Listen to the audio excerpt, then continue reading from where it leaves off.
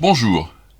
For those who have already visited our association's YouTube channel, you have had the chance to explore the cockpit of a truly unique and striking aircraft, the Breguet deux ponts, or in English, the double-decker aircraft.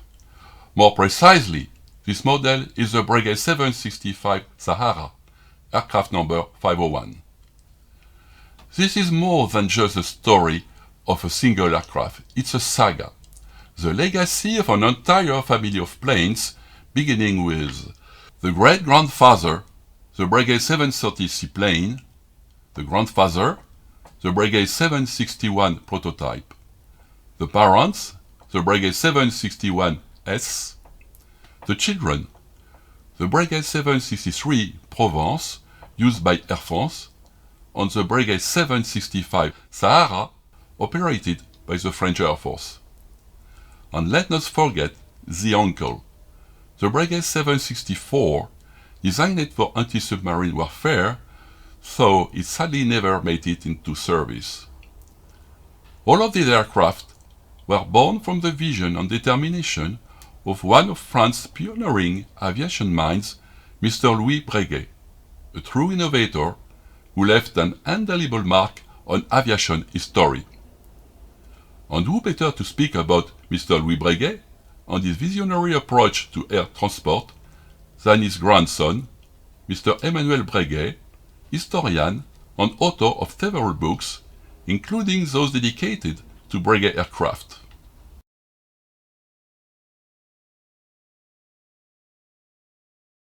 L'œuvre de Louis Breguet est très vaste.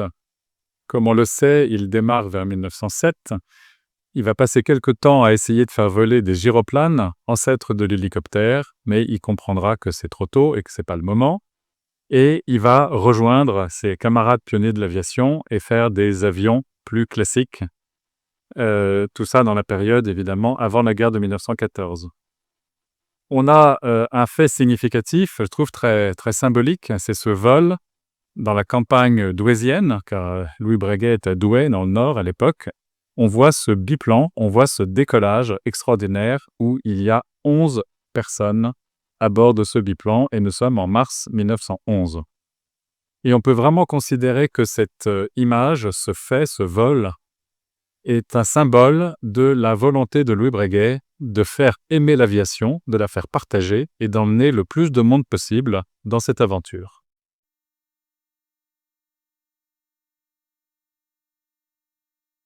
Dès la fin de la guerre, dès janvier 1919, il y aura un phénomène très intéressant, c'est que Louis Breguet fondera la compagnie des messageries aériennes, une des toutes premières compagnies aériennes au monde, et tout en restant bien sûr un fournisseur des forces armées, il va se consacrer au maximum à la naissance véritable de l'aviation civile à travers des compagnies aériennes.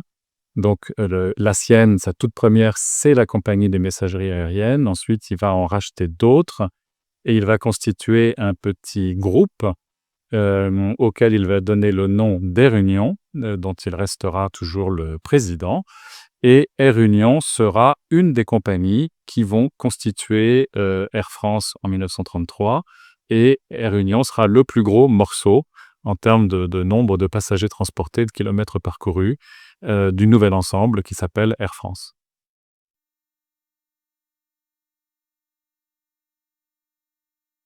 Dans les premières études, les premiers dessins, les premiers plans que l'on trouve de 1936-1937, avec ces fameux 2 étages, on voit bien que Louis Breguet envisage de multiples usages. Non seulement le transport de passagers, mais le transport de tout un tas de choses, le transport de toutes les marchandises possibles, et puis aussi une utilisation mixte, c'est à la fois des passagers et autre chose que des passagers, et du fret. Car Louis Breguet a toujours une obsession en tête quand il parle d'aviation civile, c'est l'économie. Il veut que l'aviation soit accessible. Et quand on veut résumer sa pensée sur sa vision des passagers, il dit toujours « il faut que ce soit abordable ». Et même en 1943, dans une célèbre conférence, il aura cette formule qui est très, très importante et qui fait sourire aujourd'hui. il disait les gens prendront l'avion quand un billet d'avion sera au prix d'un billet de chemin de fer de 3e classe.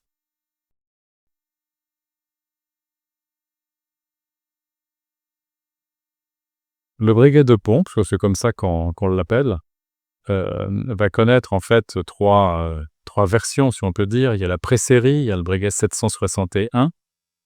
Ensuite, il y a le 763 qui va rejoindre Air France, qui va en avoir jusqu'à 12 exemplaires. Et Air France va être très heureux de l'usage de cet avion, qui va se révéler effectivement un avion très fiable et un avion qui est surtout totalement conforme à ce que Louis Breguet avait promis, c'est-à-dire un avion économique. Ensuite, l'armée de l'air, finalement, on reçoit le Breguet 765.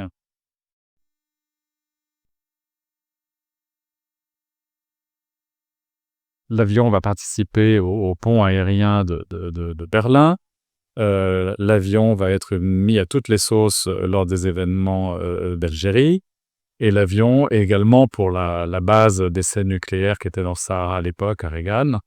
Le deux ponts rend d'innombrables services et vraiment est la machine à tout faire, à un point même qu'on n'avait pas imaginé.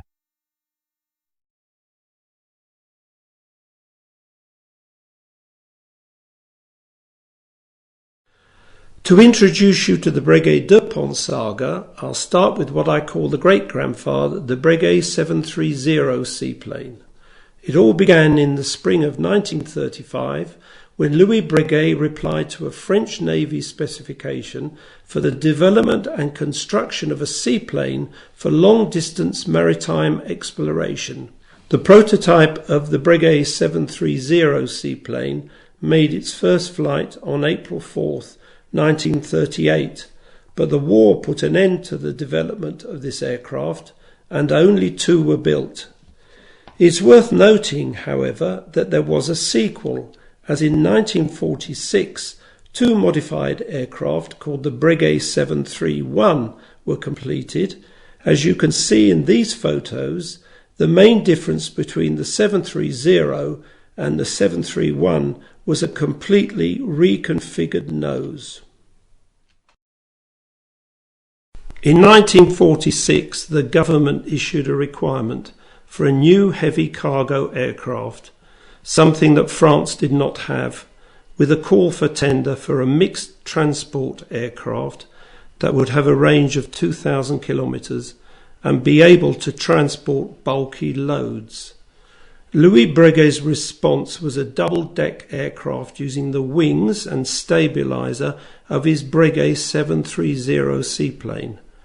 In 1947, he announced to the press that his company would be building a new aircraft, the Breguet 761, emphasizing its ease of loading and unloading and stressing its low operating cost due to the modular design of its 2 decks. The Breguet 761's first flight took place on February the 15th, 1949. The aircraft proved satisfactory, but several modifications were quickly made, such as the redesign of the vertical tailplane with the addition of a central stabilizer and modification of the 2 lateral stabilizers. In the late 1940s, the French Navy developed a program for a heavy anti-submarine aircraft to replace the Sunderland and Wellington then in service. The requirement was for an aircraft capable of flying for 24 hours and carrying considerable offensive and defensive armament. Louis Breguet decided to reply to this requirement and produced a model of an aircraft called the Breguet 764, based on the Breguet 761 prototype.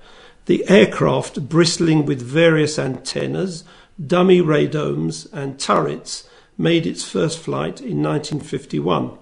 Unfortunately, the Navy found the project too expensive and abandoned it in favour of the Lockheed Neptune. Thus ended the career of the Breguet 764, which was scrapped. 3 pre-production examples followed the 761 prototype, the Breguet 761S. The prototype's Gnome and Rhone engines were found to be underpowered, so they were replaced by Pratt & Whitney R2800s with a power output of 2,020 horsepower. The first flight of the 761S took place on February 17, 1950. These 3 aircraft had unusual and very interesting careers. One of the aircraft left the Breguet factory in the colours of Air France, but the airline initially showed no interest in the aircraft.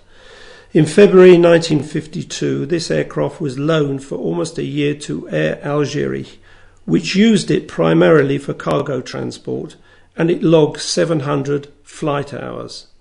It was then loaned to the British Airlines Silver City, which operated it for 3 months for the Berlin airlift, logging 240 flight hours in 127 rotations from Hamburg.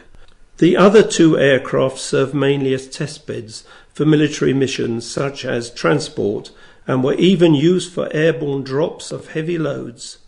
Having failed to find any civilian customers, the aircraft arrived in the French Air Force in November 1955 and joined the main transport squadron at Le Bourget.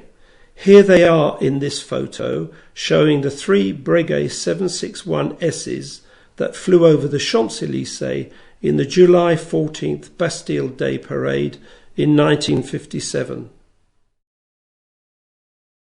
Now we come to the children of this saga, the Breguet 763 and Breguet 765, which were very similar. Let's start with the Breguet 763, named after France's beautiful Provence region. As mentioned before, Air France had evaluated one of the Breguet 761Ss without going any further. But in 1951, its requirements had changed and it became interested in this type of aircraft capable of carrying both passengers and large heavy cargo. However, the airline required many modifications to be made to this new aircraft. These included a new centre fin, significant structural changes, and above all, more powerful engines, 2,400 horsepower Pratt & Whitney R2800 CB16s. 12 aircraft were ordered and entered service with Air France on February the 27th, 1953. It's worth noting that the Breguet company used one of these Breguet 763s for a promotional tour of South America. It can be seen in these photos in Colombia and Rio de Janeiro. Production of the Breguet 763 was divided between factories in Biarritz for the stabilizers and wings, Toulouse for the forward fuselage and wing stubs, and Vélizy-Villacoublay for the rest of the aircraft and its final assembly. The aircraft was designed to carry 107 passengers, 59 on the upper deck and 48 on the lower deck. It was widely used in its mixed version with passengers on the upper deck and cargo or vehicles on the lower deck. These aircraft were operated by Air France primarily between Algeria and France and on the Algerian domestic network. But times were changing. Air France had started using the Caravelle in 1959. The Evian agreements of 1962 ended the Algerian War, and Mediterranean traffic declined sharply. In 1964, Air France decided to sell part of its double-deck fleet. Of the 12 aircraft in service, it retained 6, which were converted into a new version called the Universal Freighter, including the installation of an interior elevator and a weather radar in the nose of the aircraft. The last flight of an Air France Provence took place on March 31st, 1971, from London to Orly Airport in Paris. After more than 18 years of loyal service, a page had been turned. The other 6 aircraft were sold to the French Air Force to join the Nuclear Testing Centre in French Polynesia. The first 2 aircraft left Le Bourget on June the 25th, 1964 and landed in Tahiti on July the 6th via India. The third arrived in Papeete on Christmas Day 1964, where it was welcomed in the best Polynesian tradition. Between 1964 and 1972, during the 8 years they served with Transport Squadron 82, the double-deck Breguets logged a total of 23,000 flight hours, transported 167,000 passengers and 28,700 tons of cargo. From 1955 onwards, the events in Algeria and especially the upcoming installation of the Regan Nuclear Test Centre led the French Air Force to purchase new heavy transport aircraft. The Breguet 761Ss already in service were well suited for medium-haul flights to Algeria, and their double decks were highly valued for their flexible cargo capacity. The new Breguet 765 programme was developed based on Air France's much more modern and powerful Breguet 763. The 765 was a militarised Breguet 763 with wingtip tanks to increase the aircraft's range. The French Air Force placed an order for 27 aircraft, but due to lack of funds, the order was reduced to 21, then 15, then 12, and in 1957 the French government cancelled the order altogether. However, work on the aircraft was already well advanced, and it was decided that the Air Force would receive the first 4. 8 airframes ready to be fitted out were scrapped on site. The first flight took place on September the 6th, 1958, and in early March 1959, the French Air Force main squadron received its first BR 765 Sahara, number 501, now at the Évreux Air Force Base. The Breguet deux ponts were primarily used for logistics transport to Algeria. The aircraft, due to its capacity and range with additional fuel tanks, also provided numerous other transport services, including a logistics trip for the Paul Emile Victor polar expeditions to Greenland and trips by the Air Force Academy to Africa, Canada and the USA. The last flight of a Breguet 765 took place in 1969.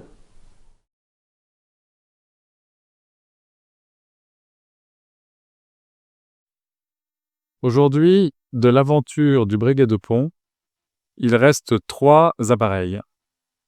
Il reste, près de Paris, à Fontenay-Tressigny, un 763 d'Air France.